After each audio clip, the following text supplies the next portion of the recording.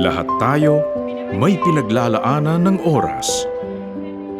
Pero may nailaan na ba tayo para sa kanila?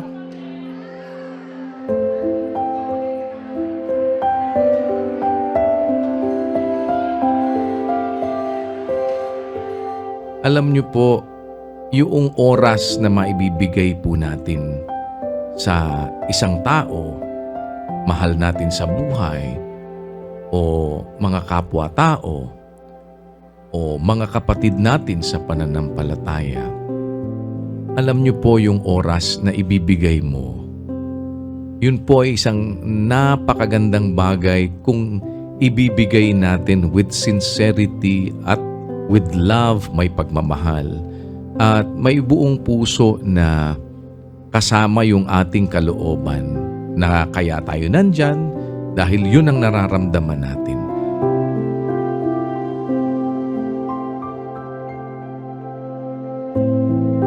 Alam niyo kung bakit napakahalaga? Kasi ang oras po, hindi mo na mababawi. Pag ibinigay mo ang oras, hindi mo na maibabalik yun eh. Hindi na mababawi yun. Parang ang you cannot turn back the hands of time.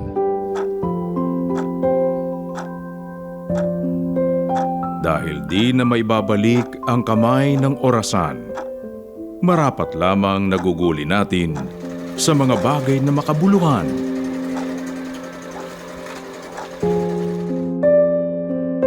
Masarap po sa kalooban na makita mo yung mga kapatid sa ibang lugar at matugunan yung pangangailangan na nakabahagi ka.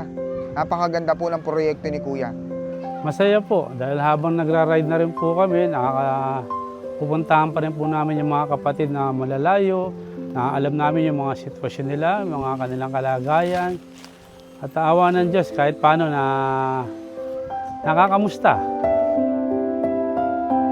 Sa experience po, parang laging bagong experience kasi tuwing may dadalawin kang kapatid, may iba't ibang kwento sila, may iba't ibang mabuti na matututunan ka sa kanila.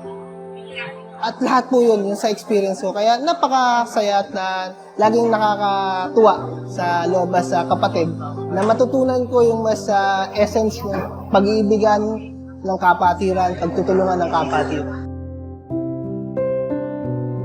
Iba kasi yung nagbisita ka ng kapatid. Whether kahit saan siya nakatira, malaking bahay, maliit na bahay, sa bundok nakatira, sa subdivision. So ang pinag-uusapan po dito ay yung pagdalaw. Pero hindi po tinitignan doon yung halaga ng binibigay.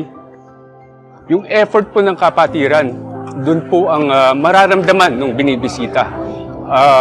Kaya yung karamihan na nabibisita, naiiyak sila hindi dahil sa tinatanggap nila, bukod doon sa tinatanggap nila, kundi doon sa nararamdaman nilang pag-ibig ng kapatiran. At ang oras na inilaan natin para sa kanila ay napakahalaga. Bahagi ng tunay na relihiyon, magdalaw.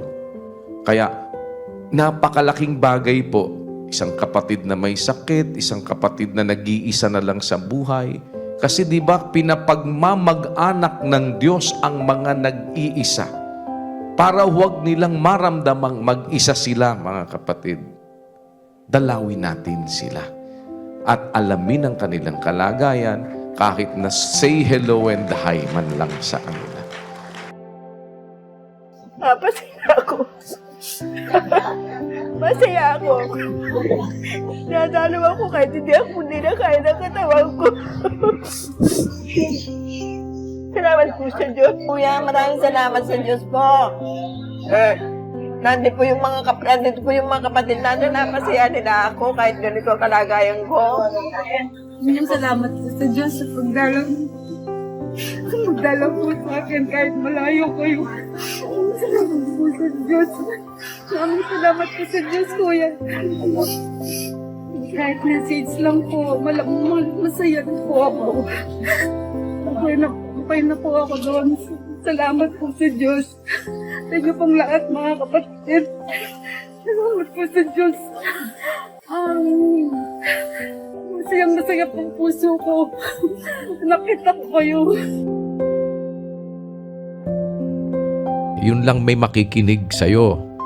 Yun lang sabi nga meron ka lang crying shoulder. No? Meron lamang makikinig ng iyong hinaing o kaya ay kasama mo higit sa lahat sa pagdaing at paghingi ng awa sa Panginoon. Napakalaking bagay po nun. Kaya samantalahin na natin ang oras. Habang may pwede pa tayong magawa, nakapiling sila. Pag nakita niyo po kasi yung saya ng kapatid na nadadalaw po natin, sila po masaya. Pero ganun din po kasi yung pakiramdam yung kapag ang kapatid po yung nadadalaw niya, halos naiiyak sila sa suwap na kahit sa maliit na bagay lang din naman ang nagawa mo kung tutuusin. Pero napakasarap po pa sa pakiramdam. Kaya mas maganda po talagang nagagawa po natin yung mga ganitong bagay. Gusto ko po magpasalamat po sa Panginoon na kahit po sa simpleng pamamaraan po, natutulungan niyo po yung mga kapatid po na nangangailangan po ng talinga, pagmamahal po ng bawat isa. Napakita po ng bawat isa po yung tunay na pag-ibigan ng mga kapatiran po. Kaya po salamat po sa Diyos na naging kaanib din po ako ng MCGI dahil doon ko po nakita yung tunay na ibigan at saka likap ng bawat isa. Gusto ko rin po magpasalamat kay Kuya dahil po sa simple pong kahilingan po. Hindi ko naman po na-expect na matutugunan niya po yung pangangailangan po namin.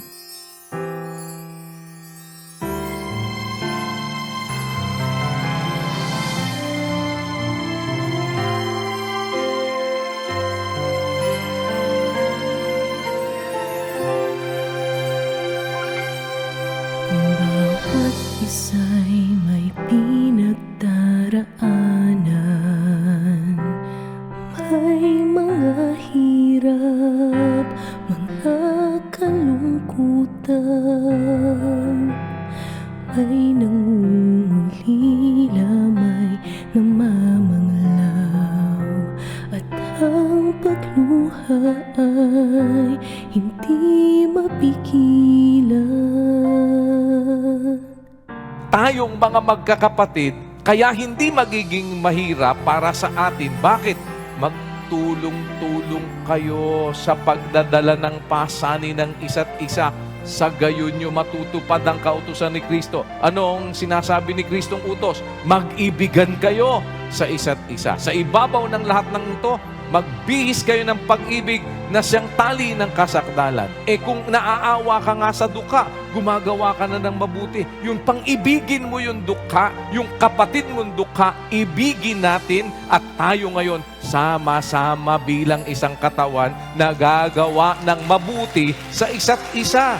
Ang maramdaman, ang iyong pagmamahal, ang mga pangambay, hangganan na ibsan.